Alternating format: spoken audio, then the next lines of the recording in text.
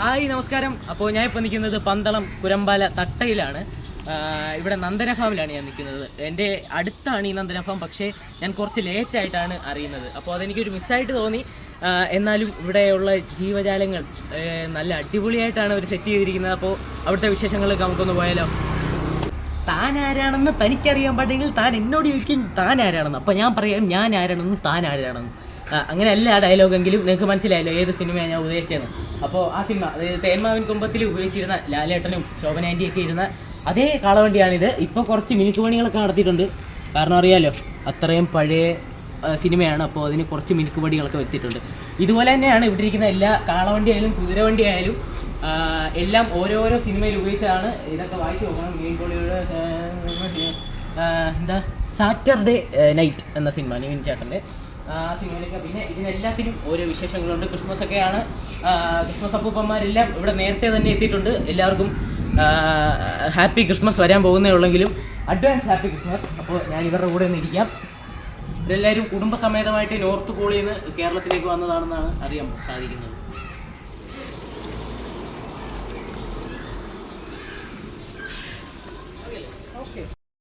മഹാബലി തമ്പുരാൻ ഇവിടെ ഇരിപ്പുണ്ട്. തമ്പുരാനെ നമുക്ക് ഒരിക്കലും മിസ് ചെയ്യാൻ പറ്റില്ല. ഓക്കെ,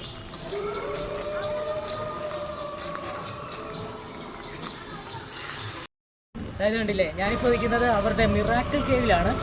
ഇവിടെ കുട്ടികൾക്കായാലും ഞാൻ ഒരു വട്ടം കയറിയാണ്. കുട്ടികൾക്കായാലും വലിയവർക്കായാലും കുറച്ചൊക്കെ പേടി വരുന്ന ഒരു സംഭവമാണ്.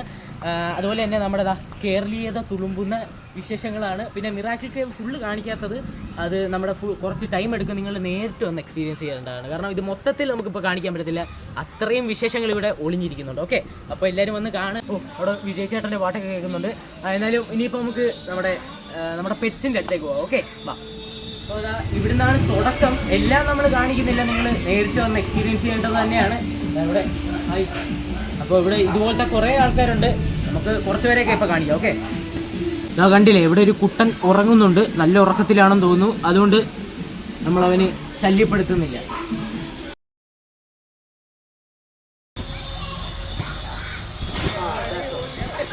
ഇവിടെ എല്ലാ ആൾക്കാരും ഉണ്ട്. ഇവിടുത്തെ കാളിക്കുട്ടൻ, ബാക്കി എല്ലാവരും ഇതാ നോക്കിക്കോ.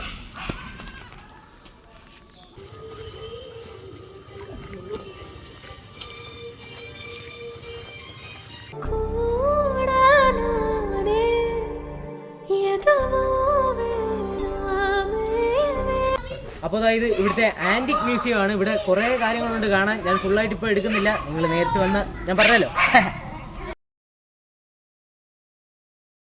അപ്പോൾ നിങ്ങൾ ഇവിടുത്തെ കുറച്ച് കാഴ്ചകളൊക്കെ കണ്ടില്ലേ. മൊത്തത്തിൽ നമുക്ക് എടുക്കാൻ പറ്റില്ല. നമ്മൾ വന്നപ്പോൾ കുറച്ച് ലേറ്റായി പോയി. എന്നാലും കുഴപ്പമില്ല, നിങ്ങൾ നേരിട്ട് വന്ന് എക്സ്പീരിയൻസ് ചെയ്യുക. അപ്പോൾ ഇവിടുത്തെ നമ്മുടെ നന്ദന ഫാം കൊണ്ടുപോകുന്ന സാരഥിയാണിത്. നമ്മൾ സ്നേഹം കൊടുത്താൽ തിരിച്ച് സ്നേഹിക്കുന്ന ഇവിടുത്തെ ജീവികളാണ്. അതുപോലെ തന്നെ അങ്കിളും ഒരുപാട് സ്നേഹം തരുന്ന ഒരു അങ്കിളാണ്. അപ്പോൾ ബാക്കി കാര്യങ്ങൾ ജയനാരായണ ഇപ്പം നമ്മുടെ സ്ഥിരം കസ്റ്റമറാണ്.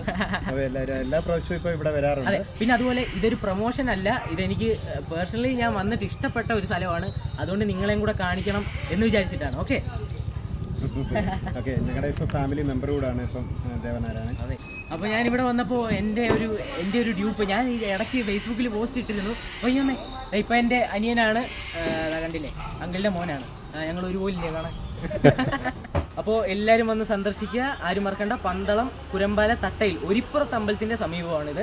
അപ്പോൾ നിങ്ങൾ വന്നാൽ തീർച്ചയായിട്ടും ഇതൊരു മറക്കാനാവാത്തൊരു ഓർമ്മയായിരിക്കും.